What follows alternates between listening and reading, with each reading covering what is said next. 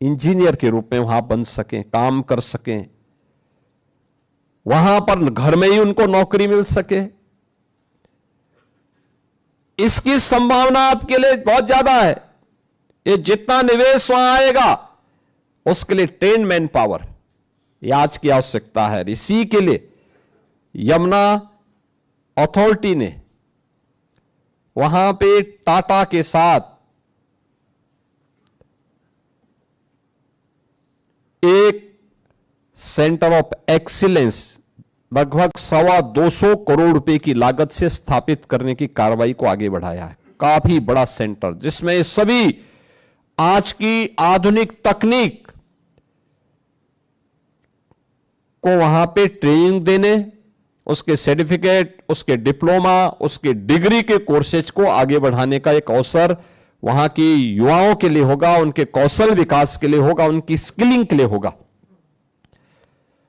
और इसके कारण वहां के नौजवानों को जुड़ने और उस जुड़ने के साथ ही वहां पे जो निवेश आएगा वहां उनके लिए नौकरी प्राप्त करने का एक आधार भी बनेगा। यहां पे डिग्री कॉलेज की बात उन्होंने की। हमारा प्रयास है कि इस सत्र में हम उस डिग्री कॉलेज को प्रारंभ कर दें और वहां के बच्चों को उच्च शिक्षा का वो भी मिले। दो अन्य बातें आपने कही हैं, मेडिकल के लिए भी और एक स्पोर्ट्स के लिए भी। यद्यपि वहां एक ट्रामा सेंटर हम बना रहे हैं, लेकिन ट्रामा सेंटर के साथ ही मैंने यहां पे अभी सीओ यमुना अथॉरिटी से कहा है कि वो देखें एक बार कहां पे अच्छी मेडिकल की सुविधा भी और मेडिकल एजुकेशन की सुविधा भी वहां प्राप्त हो सके। इसके बारे में उन संभावनाओं को आगे बढ़ाना चाहिए और गवर्नमेंट उसमें अपने स्तर पर भी सहयोग करेगी, यमुना अथॉरिटी भी उस प्रयास को आगे बढ़ाएं। अच्छा होगा, इसको हमें बढ़ाना चाहिए। स्टेडियम बने वहां पे, इंडोर स्टेडियम भी बने और बड़ा स्टेडियम बने। वो जो संभावनाएं वहां पे हैं, जो पोटेंशियल वहां पर है, उसका लाभ वहां के बच्चों को प्राप्त हो, वहां के यूथ को प्राप्त हो, वे आगे बढ़ सकें, देश के विकास में अपना योगदान दे सकें।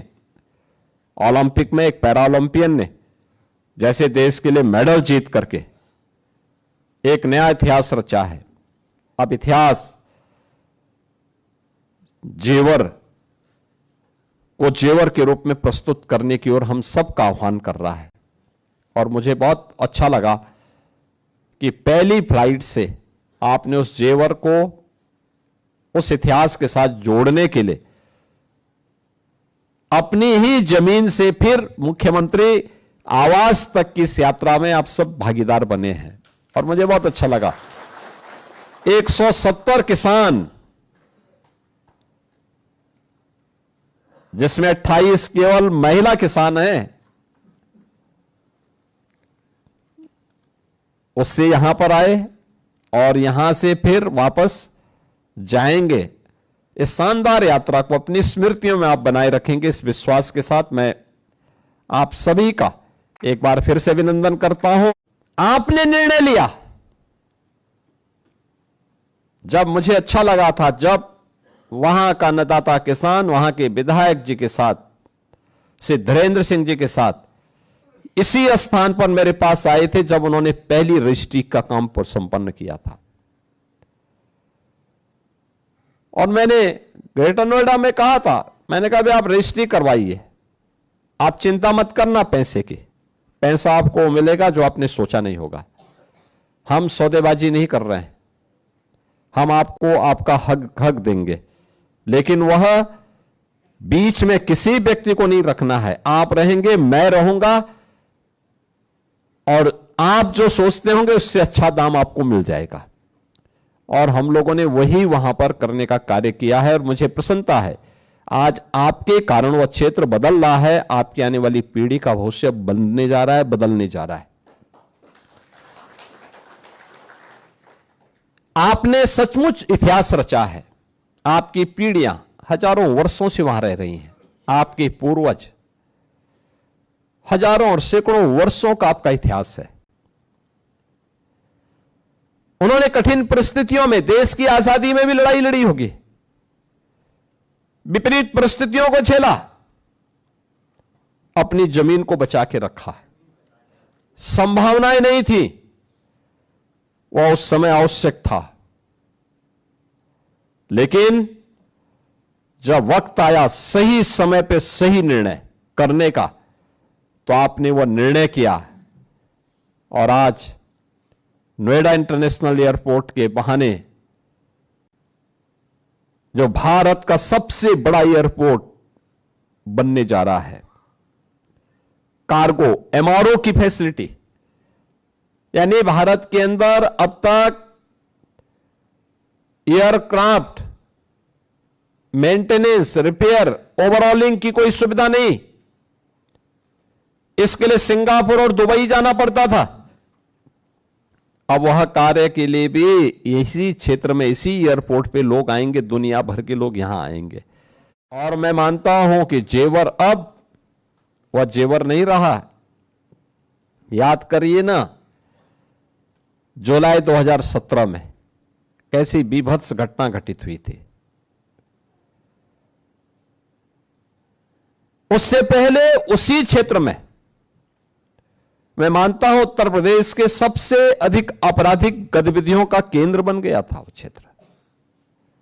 शाम होते ही आवागमन बंद, हर बेटी असुरक्षित, नौजवान के सामने आगे का कोई भविष्य नहीं, अन्नदाता किसानों के लिए कोई सुविधा नहीं। कैसे शोषण होता था, शोर की भूमि के नाम पर किसानों का किस प्रकार से उत्पीड़न होता था, यह भी हम लोग देखते थे, सुनते थे। कोई साधन नहीं,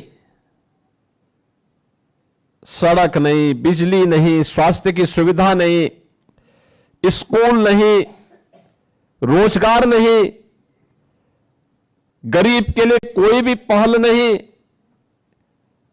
और उन स्थितियों में दिल्ली के नजदीक जेवर भी एक कस्बा था, एक गांव था।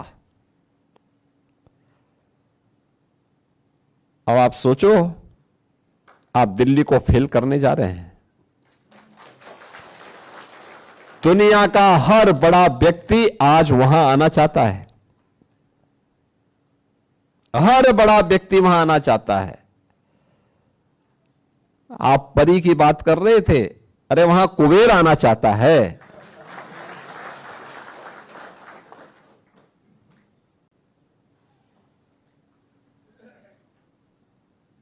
आज वहां क्या नहीं आ रहा है,